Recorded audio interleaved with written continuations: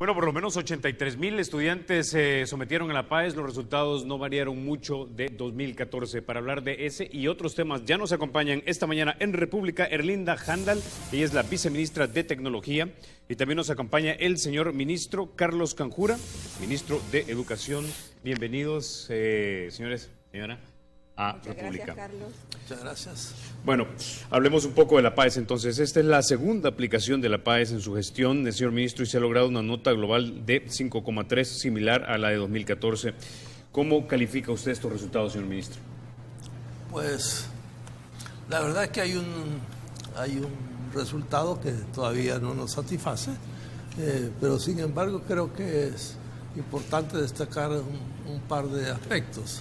El primero es que en la prueba ya hemos incorporado un par de criterios adicionales a los que veníamos aplicando en las pruebas anteriores, esto en matemática y lenguaje.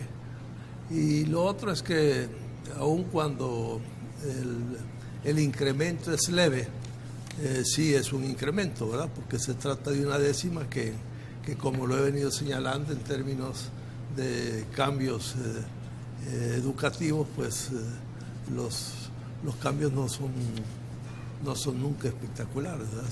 Son procesos largos, ¿verdad? Así es que vamos a seguir trabajando para mejorar los resultados de nuestros estudiantes, y el trabajo fundamental que estamos haciendo es el trabajo de preparación de nuestros docentes, ¿verdad? Actualmente estamos atendiendo a más de 20,000 maestros en el sistema educativo. Precisamente ahí va mi segunda pregunta. ¿Qué tienen que ver estos resultados con el proceso de capacitación docente que está llevando a cabo el ministerio? Bueno, tendría que ver porque justamente el resultado es dependiente de lo que pase en el aula. Y qué pase en el aula, pues obviamente depende de cómo estamos trabajando los docentes, ¿verdad? Nosotros a lo largo del año hemos venido trabajando en la construcción de núcleos de especialistas en diferentes disciplinas para tratar de darle cobertura nacional a todo lo que puede estar demandando nuestra planta docente.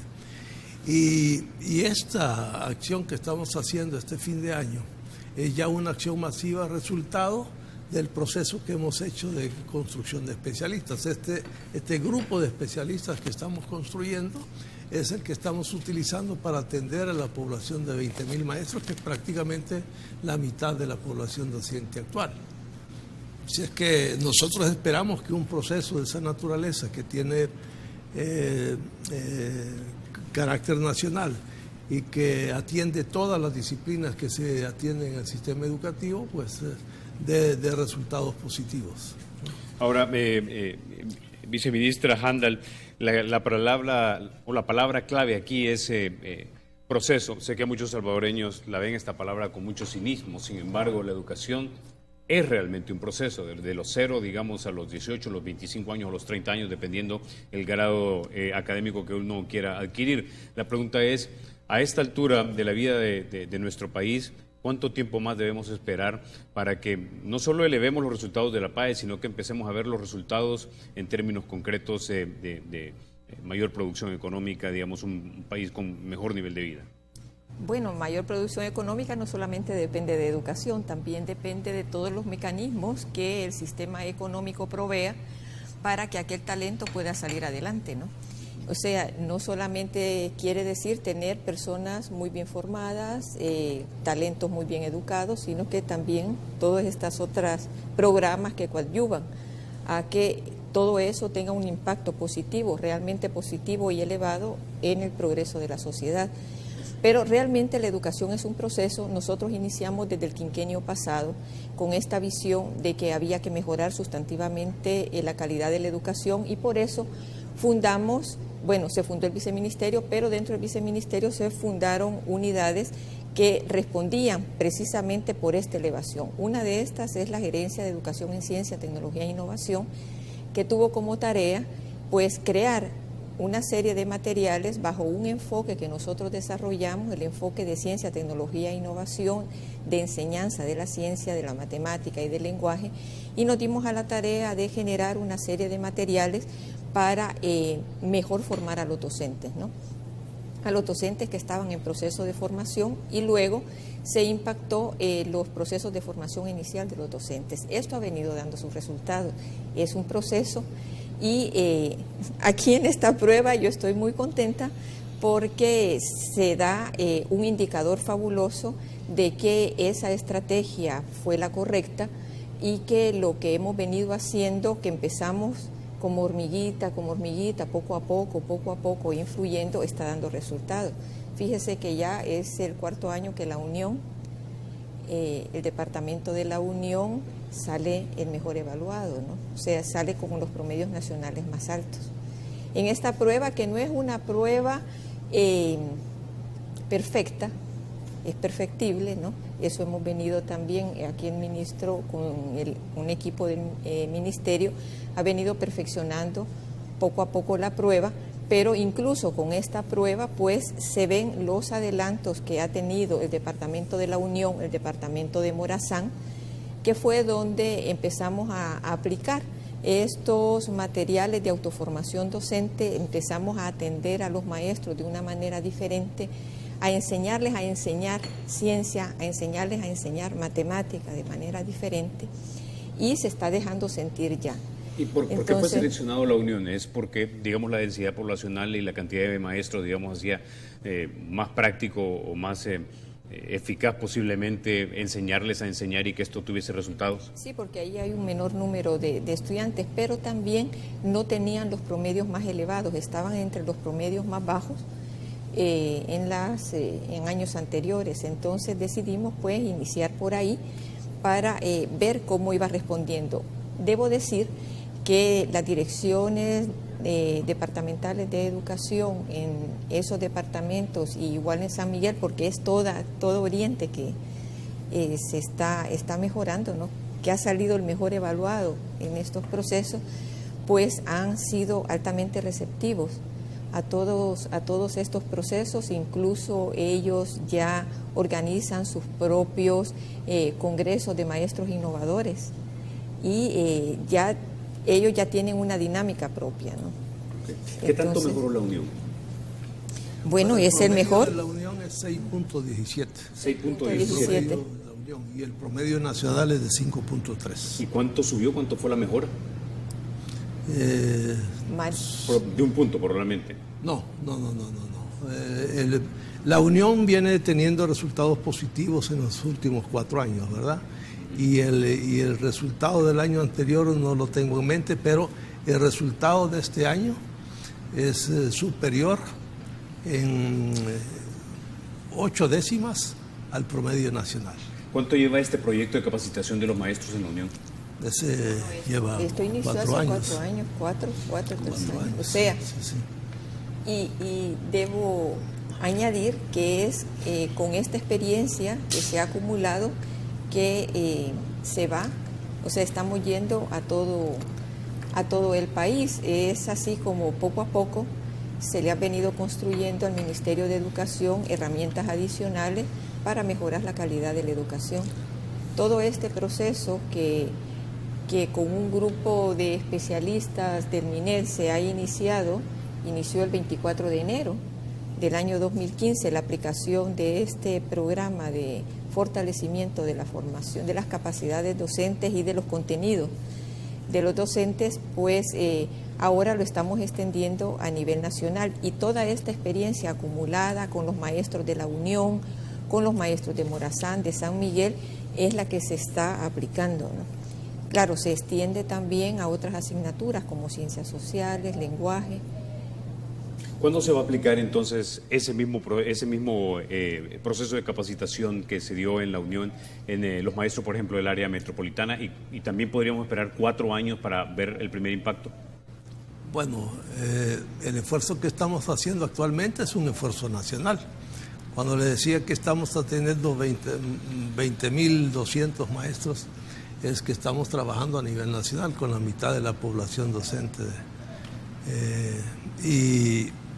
Y bueno, estamos aplicando todo lo que tenemos como recurso para intentar mejorar los resultados o los procesos educativos en el país, ¿verdad? Yo esperaría sí que tengamos un buen resultado en los próximos años, ¿verdad? Que tengamos, incluso yo creo que no va a ser necesario esperar 4 años, vamos a tener mejores resultados ya el año próximo. Mejores resultados entonces en unos 2 años en el área metropolitana, por ejemplo, de San Salvador. Yo esperaría en todo el país, porque el esfuerzo que estamos haciendo es un esfuerzo que no está localizado en un departamento, es un esfuerzo nacional. Incluso en la construcción de especialistas estamos tratando de asegurarnos que haya especialistas de cada una de las disciplinas que demanda el sistema educativo en los departamentos, ¿verdad? Que cada departamento tenga su núcleo de especialistas en cada una de las disciplinas para que no sea el San Salvador el centro de distribución del conocimiento en las diferentes disciplinas. Ahora, en el camino de mejorar la educación y en este proceso de capacitación, intuyo que hay, digamos, falencias que deben tratar de llenarse o que deben corregirse. Quiero que escuchemos, y lo voy a traer ahorita a cita, a 2 de los principales funcionarios de los sindicatos de educación de nuestro país. Escuchemos.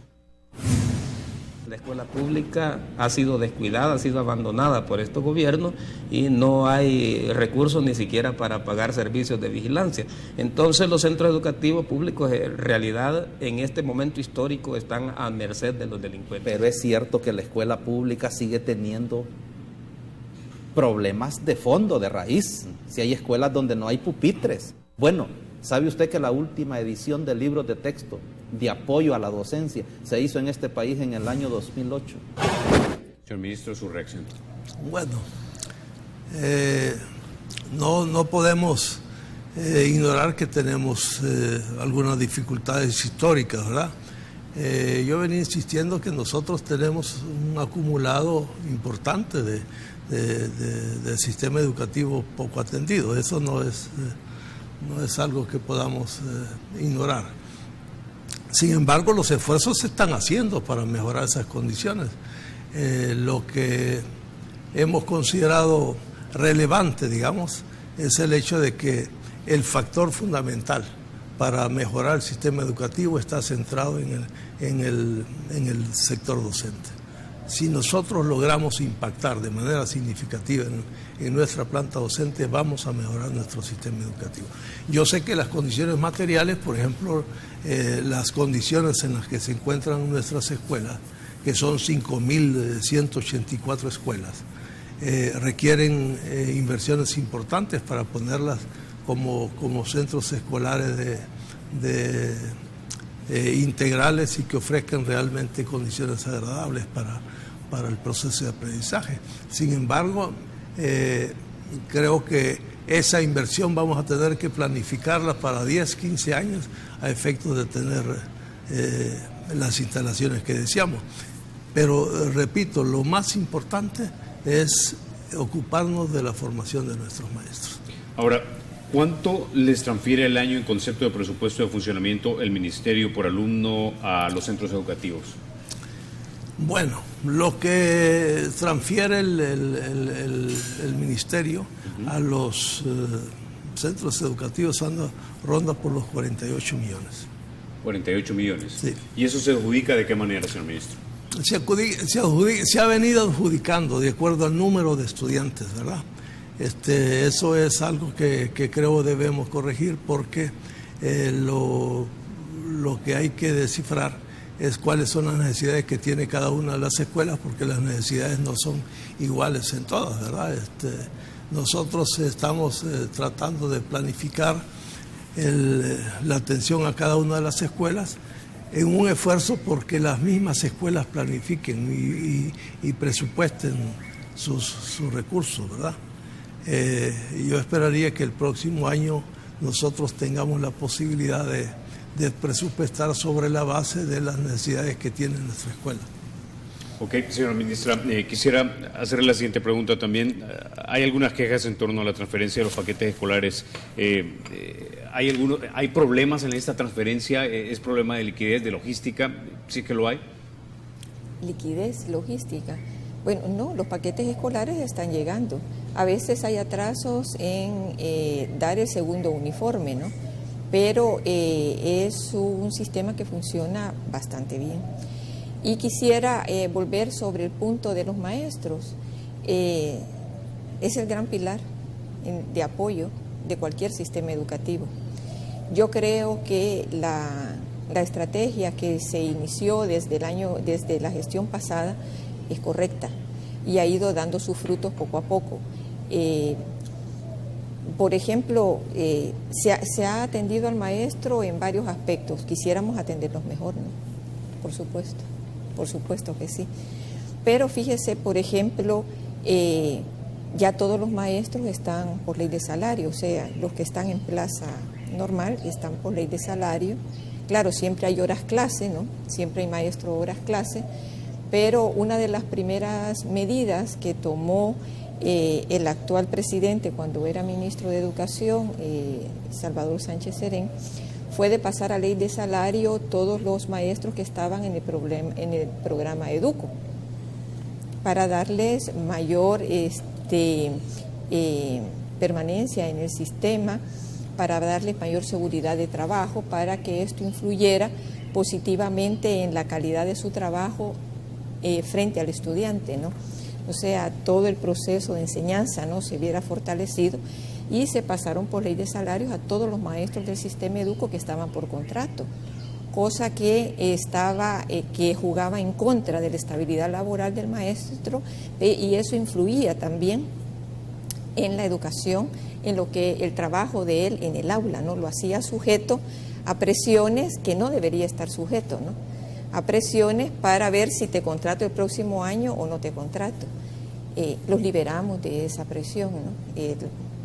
El ministro, el actual presidente, cuando era ministro, pues inmediatamente llegó a esa conclusión y tomó la decisión, esa decisión que la consideramos muy, muy buena.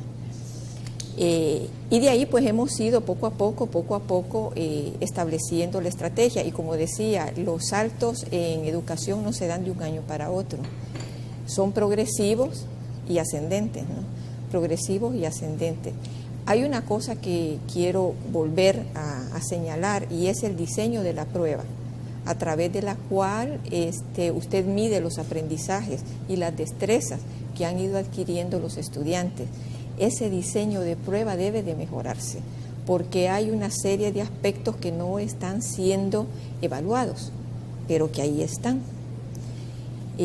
Una de las cosas, por ejemplo, que a mí también me ha agradado de estos resultados es que, por ejemplo, en el bloque de lenguaje, que son 3 aspectos los que se contemplan en el bloque de lenguaje, ha mejorado la lectura comprensiva. O sea, el subcomponente de lectura comprensiva ha salido mejor, o sea, va ascendiendo. Eso es muy importante. En el bloque de matemáticas, bueno, ya el ministro le podrá explicar mejor dónde hay que hacer los esfuerzos, ¿no? En el modelaje, que fue el componente que salió más bajo de los 3 componentes que integran el bloque de matemáticas, ¿no? Pero, por ejemplo, en el bloque de sociales, el componente que salió más elevado está relacionado con la solución de los problemas sociales, ¿no? O sea, cómo analizar la realidad nacional y cómo entenderla y proponer, ¿no?, cambios positivos en la sociedad. O sea, que vamos progresando.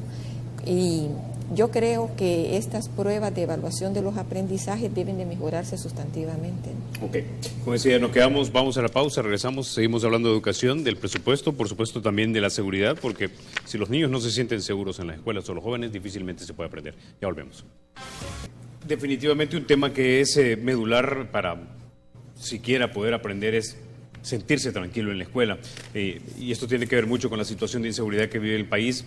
Las maras de alguna manera se han apoderado de parte de los centros escolares. Quiero que escuchemos lo que nos dijeron también 2 de los funcionarios más importantes de los principales sindicatos del país. Escuchemos. Ahí en los centros escolares aparece ahora el fenómeno de la distribución de drogas, aparece el fenómeno del reclutamiento para determinada pandilla, y aparece también el fenómeno de la deserción escolar, que no ha sido tan pequeña en el año 2015. Bueno, en la prensa gráfica del pasado fin de semana, reportaba y titulaba, de hecho, que se habían duplicado las cifras de estudiantes asesinados en el año 2014 de 31 a 72 en el 2015. Esto según la PNC. Señor ministro, ¿Cómo vamos a controlar esto? Pues es un problema nacional, ¿no? En lo que no tiene que ver exclusivamente la escuela. Ese es un tema que debe involucrarnos a todos los salvadoreños. Tiene que ver la comunidad, la municipalidad, tiene que ver la familia. Por supuesto tenemos que ver los maestros, ¿verdad? Este es un tema mucho más allá del espacio escolar. Estamos justamente previendo para el próximo año una componente importante de la formación de maestros, que sea todo este tema de educación en términos de lo que se requiere para desarrollar capacidades emocionales positivas, ¿verdad? Que creo que es importante destacarlo, porque cuando nosotros, como en el caso de los líderes sindicales, pareciera que no tienen ninguna responsabilidad en la violencia que se vive en el país, ¿verdad? Pareciera que la responsabilidad es de otros, o de los directores, o de los responsables del ministerio, y son maestros que debieran sentirse responsables de esa tarea. Y entonces siempre resulta que este par de gremios pareciera que ellos no se sienten responsables del ambiente inseguro que se vive en la escuela. Ahora, yo entiendo, señor ministro, que lo que usted me dice, lo entendería yo por lo menos, y si no es así me corrige, eso podría ser en circunstancias normales. Yo recuerdo haber sido estudiante y como mi profesor, digamos, tenía más capacidades emocionales que yo y de alguna manera nos iba conduciendo, pero nosotros no teníamos líderes criminales o líderes criminales que iban a llegar a ser en nuestras aulas, es decir, no puede recaer sobre los maestros toda la obligación de mantener el control sobre la escuela cuando hay personas que efectivamente pueden cumplir una amenaza de matarle. Eso es lo que le dije hace un momento. No es responsabilidad exclusiva de la escuela, es responsabilidad de la sociedad entera. Ese es justamente lo que le argumento. Porque cuando le preguntamos a la escuela cómo se va a resolver eso, me parece que nos pasamos un poquito de la raya, ¿verdad? Es asumir que el maestro es el primer responsable de la educación de los niños. Yo creo que hay una responsabilidad completa de la sociedad y arranca justamente por la familia. Ahora, hay medidas que de repente pueden incluir el ámbito de acción de las escuelas. Recuerdo en Estados Unidos hay una figura que se conoce como NARCs, que son básicamente policías encubiertos dentro de la escuela que lucen casi como estudiantes. ¿Se han planteado, digamos, pensar medidas como de esas o si ya se están implementando, señor ministro?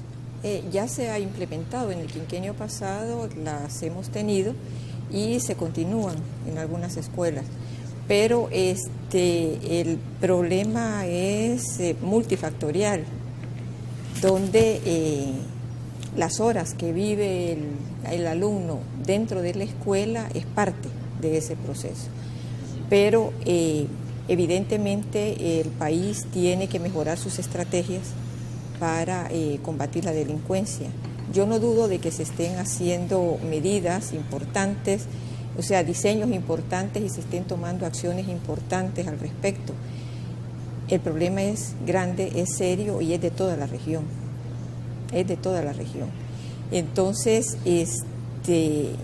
evidentemente no andamos muy bien ahí, pero tenemos que coordinarnos más entre todas las instituciones y cada quien asumir la parte de responsabilidad que le compete en este proceso, ¿no? Y en esto, hablando de instituciones, hablemos también de la familia. La familia es el primer lugar donde se educa al futuro ciudadano. Es la familia, es la influencia positiva de la madre, del padre, de los hermanos, los abuelos, los tíos, que educa al futuro ciudadano, porque el futuro ciudadano no solamente aprende en la escuela, ahí aprende conocimiento de las áreas ciencia, etcétera. Hay una influencia moral del profesor o de la profesora sobre el estudiante, sobre la niña, sobre el niño. pero un cúmulo de contenidos morales, vamos a decir, de principios éticos, los aprende en su hogar. Entonces es toda la sociedad la que realmente tiene que reaccionar ante este problema y todos tenemos que contribuir a solucionarlo. No es simple, es grave. Ahora, entiendo yo, ese proceso de socialización y transmisión de valores efectivamente inicia en la casa, pero el Estado también, operando las escuelas públicas, puede tomar alguna serie de medidas coyunturales. Entonces, reitero la pregunta, señor ministro, ¿en qué porcentaje de los centros estudiantiles de repente tenemos esos policías encubiertos que lucen como estudiantes que pueden ayudar a controlar de alguna manera la violencia que se podría generar dentro de un centro escolar, asumiendo que esto es de hecho desde el ángulo del Ministerio de Educación una medida meramente paliativa? Bueno, justamente la presencia de la Policía Nacional Civil en la escuela pues ha sido toda una realidad en este periodo. Ha estado a veces circundando, a veces en el mismo interior de las escuelas, dependiendo del nivel de gravedad con el que se presenta el fenómeno. El tema y qué porcentaje es, pues yo diría que lo que tenemos es un número de municipios en donde el tema es bastante delicado. Cuando se habla de los 50 municipios prioritarios, justamente estamos hablando de los 50 municipios donde este fenómeno tiene mayor expresión, ¿verdad? De 50 de 262 municipios, ese es ahí donde está fundamentalmente centrado el tema, ¿verdad? Así es que, como le repito, la precaución que nosotros estamos tomando es desarrollarnos en los maestros capacidades socioemocionales que permitan que la escuela tenga un ambiente mucho más tranquilo, porque en efecto creo que es importante asegurar que en la escuela se respire ese ambiente favorable para el aprendizaje. Una pregunta más, señor ministro. ¿De qué cifra de la deserción estudiantil se le puede adjudicar a la violencia? Así como qué porcentaje, no sabría precisarle, ¿verdad? Pero sin embargo no tengo ninguna duda de que la violencia es quizá el más alto factor de deserción en la escuela, ¿verdad? Nosotros tenemos una deserción que la hemos estimado en 40.000 estudiantes y creo que no menos de un 50-60% se debe a la violencia. Para cerrar este punto de la seguridad, señora viceministra, ¿habrá algún golpe de timón en el plan que el Ministerio de Seguridad tiene para reducir la violencia dentro de las escuelas? O la violencia, tal vez la inseguridad. Bueno, yo creo de que eso, no sé si me competa a mí comunicarlo y comentarlo ante las cámaras. Creo que no soy la persona más indicada para comentar este factor. Pero nosotros trabajamos de la mano con todos los organismos relacionados con este problema, formamos parte de los consejos relacionados con este problema y aportamos y ellos nos aportan a nosotros. Eso es lo que pudiera yo responderle. Ahora, señor ministro, le reitero entonces a usted la pregunta. ¿Habrá un golpe de timón en el plan de seguridad para reducir precisamente la violencia en las escuelas? Desde el punto de vista de la educación, lo que nosotros estamos previendo es justamente primero, ir viendo cómo ampliamos la escuela en términos de mayor número de horas, digamos, en la escuela. Extender la escuela a tiempo pleno a nivel nacional es uno de los grandes retos que tenemos. Creo que eso podría permitir que el estudiante esté en un ambiente más seguro más tiempo en el día, porque definitivamente la escuela al final de cuentas termina siendo el lugar más seguro que tienen las comunidades. Si lo acompañamos de actividades que vayan en la ruta de asegurar que desarrollamos en ellos capacidades productivas, pues también podríamos estar abonando a mejorar los ambientes en los que se vive. Estamos previendo, por ejemplo, que en la extensión de la jornada nosotros tengamos la posibilidad de tener talleres que permitan desarrollar capacidades laborales. El tener, como le dije antes, los programas de maestros que atiendan este tipo de necesidades socioemocionales, que las transmitan al aula, es otro de los temas que nosotros debemos. Okay. Sé que la escuela inclusive de tiempo pleno es un modelo que creo que puede abonar de manera significativa a mejorar el ambiente de seguridad en las escuelas. Ok, con ese ya nos quedamos, vamos a la pausa, regresamos en minutos, seguimos hablando de educación, ya volvemos. Bueno, continuamos hablando, señor ministro, quiero que escuchemos un poco lo que nos dijeron los miembros o el director de un centro escolar que viene denunciando supuestamente falta de pago del Ministerio de Educación. Era él junto a otras 23 personas que fueron a la Asamblea Legislativa, de hecho, a pedirle la fracción del Partido Arena para que de alguna manera presionaran al gobierno para que les hagan efectivo su salario. Escuchemos. Lo que nos preocupa es que el año lectivo termina el 30, o sea, este próximo lunes, y no nos vayan a salir de que no hay dinero y que no hay respuesta. Acá tenemos casos, son alrededor de como 26 personas las afectadas, estamos hablando de 26 hogares que tienen serios problemas. Señor ministro. Estamos hablando de... Él es el director del Instituto Nacional de San Rafael Cedros.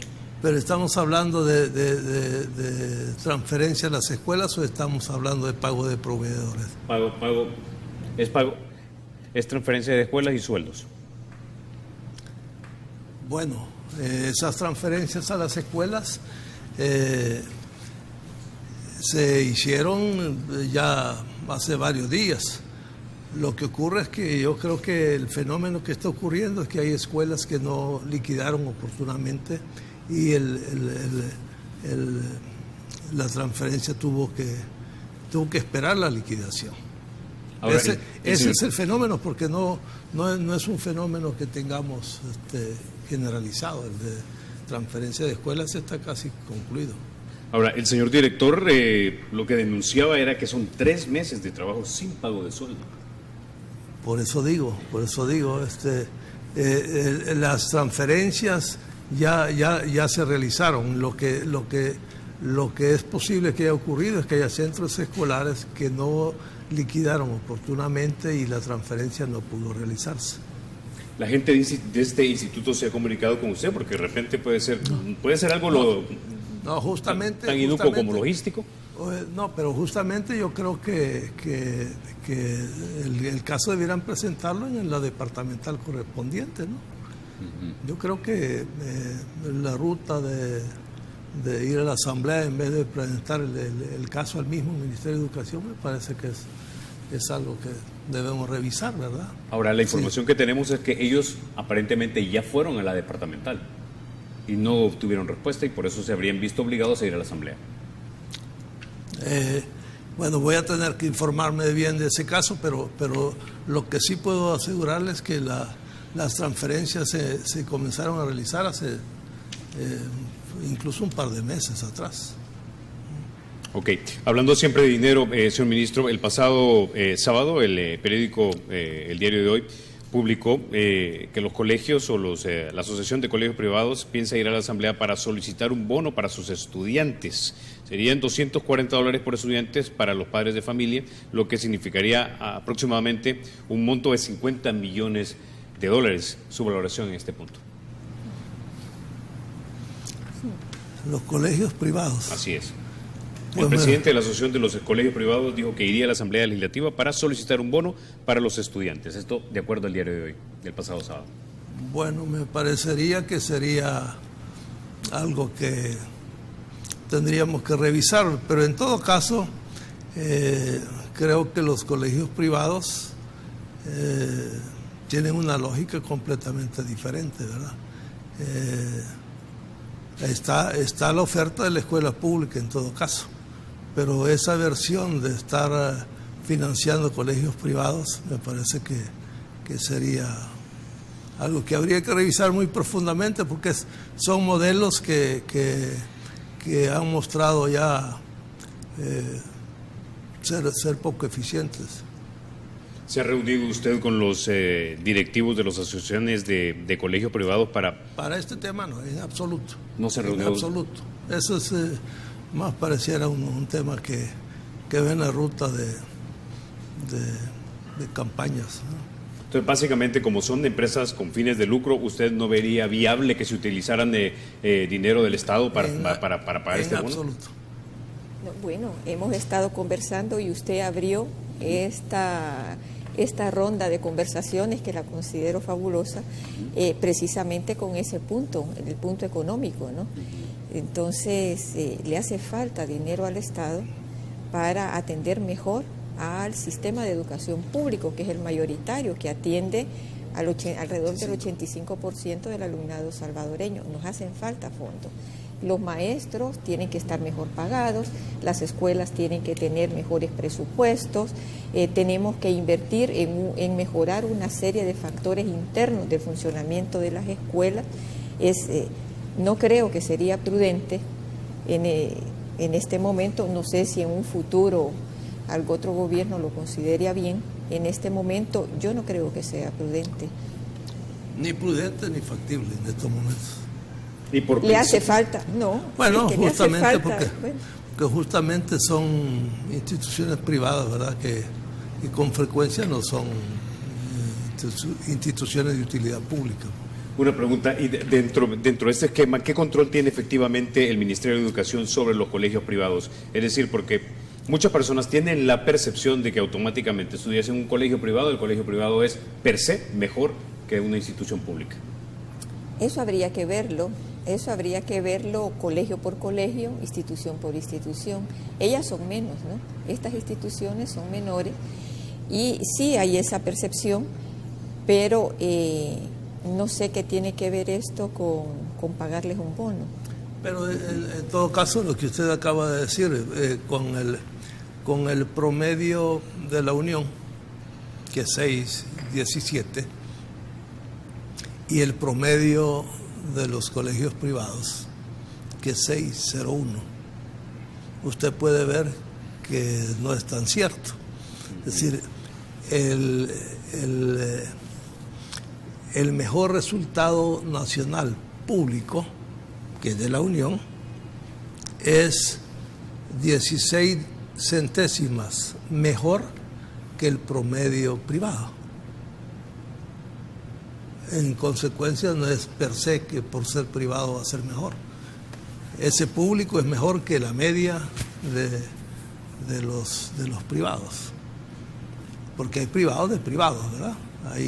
Hay instituciones privadas sin duda de muy alta calidad, pero también hay instituciones privadas que funcionan con calidad inferior a la calidad que se tiene en el sector público. Ok, entonces volviendo al punto, básicamente esta petición de este bono parece irregular en el sentido de que el dinero de todos los contribuyentes se canalizaría a los consumidores de un producto educativo de una institución específica para generarle lucro a esta institución específica, a su sociedad anónima o probablemente a su dueño. Pues sí, me parece que es... Pero me extraña, aquí han surgido dos preguntas por parte suya, de las cuales no habíamos tenido noticias en el Ministerio de Educación. No, son... O sea, no sé, quizás el primer esfuerzo sería pues comunicarse con el Ministerio de Educación, pero bien, yo creo que siguiendo analizando la PAES, que es el tema que nos trajo aquí ante usted, y para poder generar opinión entre la ciudadanía, nosotros exponerles cómo ha ido progresando, cómo ha ido evolucionando en calidad el sistema educativo, para poder recibir también opiniones que son tan útiles para nosotros, ¿no? A mí en lo particular siempre me agrada, pues, luego de expresar un argumento luego de explicar un proceso, que haya una reacción por parte del público. Eso siempre es muy saludable, nos ayuda muchísimo, ¿no? Entonces creo que este programa lo que pretendía era pues generar opinión acerca del proceso de mejora que lleva el sistema de educación. Hemos señalado algunos puntos de mejora que van evolucionando bien. Hemos señalado que la prueba se ha hecho más compleja y eso ha ido revelando los puntos más débiles, ¿no? Como también ha ido revelando los puntos que se han venido fortaleciendo, y hemos explicado que estamos en un proceso de crecimiento. Estamos recién iniciando una avanzada fuerte en todo el país para provocar ese fenómeno positivo, ¿no? Hemos explicado cómo desde el quinquenio pasado nos hemos venido preparando paulatinamente para tener todo este proceso a nivel nacional, y hemos explicado cómo en aquellos puntos que seleccionamos como ambientes para ir probando nuestras metodologías, para ir probando nuestros productos, el nuevo enfoque para enseñar ciencias, matemáticas, los nuevos procesos de atención a los maestros, el despertar en los maestros y proporcionarle al maestro los ambientes adecuados para que sus iniciativas académicas puedan fluir y puedan organizarse, están dando resultados, porque los lugares donde nosotros fuimos con estos modelos a ensayarlos, a actuar con los maestros bajo un complejo de actividades, o sea, sería objeto quizás de otro espacio más profundo el mostrarles el complejo de acciones que nosotros llevamos a estos lugares y que estamos viendo ya prontamente los resultados, porque tener resultados pronto es todo una hazaña, por decirlo de alguna manera. Quizás no es la mejor palabra que estoy utilizando, pero es resultado de un buen esfuerzo y de una estrategia que ha resultado positiva, ha resultado adecuada, ¿no? Ahí tenemos los resultados, ¿no? Pensamos que el próximo año y los años venideros vamos a ir obteniendo mejores resultados, pero vuelvo sobre lo primero, que es necesario mejorar, modificar positivamente el instrumento de medición del avance de los aprendizajes de los estudiantes. Okay. Y también quiero decir que la formación de cualquier profesional, no solamente durante 30 años de su vida, ¿no? Es una formación continua, porque el avance de la tecnología, el avance de la ciencia no se detiene, y tampoco se puede pensar que en el aula se obtuvo todo el conocimiento necesario de esa especialidad para que esa persona pueda vivir en lo futuro de esos conocimientos que adquirió durante su proceso de aprendizaje. No. Y es uno de los factores que estamos cambiando también en la enseñanza de las ciencias. El asunto es que es enseñar a aprender. Es uno de los factores que están involucrados en este cambio, ¿no? Hay que enseñar a aprender, porque esa es la mejor herramienta que le puede dar un sistema educativo a un futuro ciudadano ahora en el siglo XXI. Incluso el uso de las tecnologías de la información y la comunicación como herramienta pedagógica en el aula lo que persigue es eso, enseñar a aprender, enseñar que puede haber un proceso autónomo por parte de cada individuo para aprender, ¿no? Pero hay que enseñarle cómo aprender. Hay que enseñarle cómo buscar, cómo procesar el conocimiento y sobre todo cómo utilizar el conocimiento para mejora de su vida, para mejora de su día a día y para mejora de su comunidad, de su colectivo, ¿no? Eso es en sí la magia de la educación, ¿no? Llevar a eso. Quisiera ¿no? retomar esa última idea que usted dijo, porque consideramos que es sumamente importante que nuestros muchachos sean altamente aptos en ciencia, en tecnología, en matemáticas, pero hace falta solamente salir a las 5:30 de la tarde y conducir en las calles de San Salvador o ver en las redes sociales cuando yo tengo una posición política distinta a la tuya para saber que nos hace falta algo, señor ministro. Urbanismo y cívica en este país. La pregunta es, ¿lo introducimos como asignatura o lo producimos como parte de una cultura general transversal, pero también como asignatura, como concluimos con un experto en educación que vino traído por la Tecnológica proveniente de España? Bueno, hemos venido señalando que la calidad del sistema educativo debiese estar asociado al desarrollo de capacidades productivas y capacidades ciudadanas. Las capacidades productivas son muy importantes, tienen que ver con ciencia, tienen que ver con tecnología, tienen que ver con el desarrollo de esa capacidad para producir, para asegurar que podemos generar los recursos necesarios para que la sociedad tenga la posibilidad de superar el estado de pobreza. Pero el tema de capacidades ciudadanas es un tema que debemos enfatizarlo. No estamos absolutamente seguros de que esto sea resultado de una asignatura. Es posible que concluyamos que una asignatura se pueda incorporar, pero sin embargo creemos que eso es parte de toda una cultura cívica que hay que desarrollar en todo el sistema educativo y debe comenzar por un alto grado de responsabilidad cívica de los maestros. Mientras no encontremos los inspiradores de esa cultura cívica, que obviamente deben ser los adultos en una sociedad. Si los adultos no tienen esa cultura, no aprenden a ser solidarios, no aprenden a ser responsables, si no tienen ningún interés por el desarrollo del otro, pues obviamente estamos construyendo una sociedad que no es la que nosotros desearíamos. Pero ¿no es el ministerio el que debería articular una plataforma y codificarla dentro de normas, enseñanzas, etcétera, para que el sistema... En eso estamos justamente, porque hemos señalado ya en las bases para la reformulación de la formación inicial de maestros, hemos señalado ese tema y lo estamos planteando de manera bastante clara. La necesidad de asegurar que no necesariamente a través de asignaturas, se puede, como hemos venido señalando, enseñar historia y sin embargo no construir el ciudadano que nosotros deseamos construir. Un estudiante puede muy bien aprender historia, geografía, sociología, pero no ser el ciudadano que nosotros deseamos.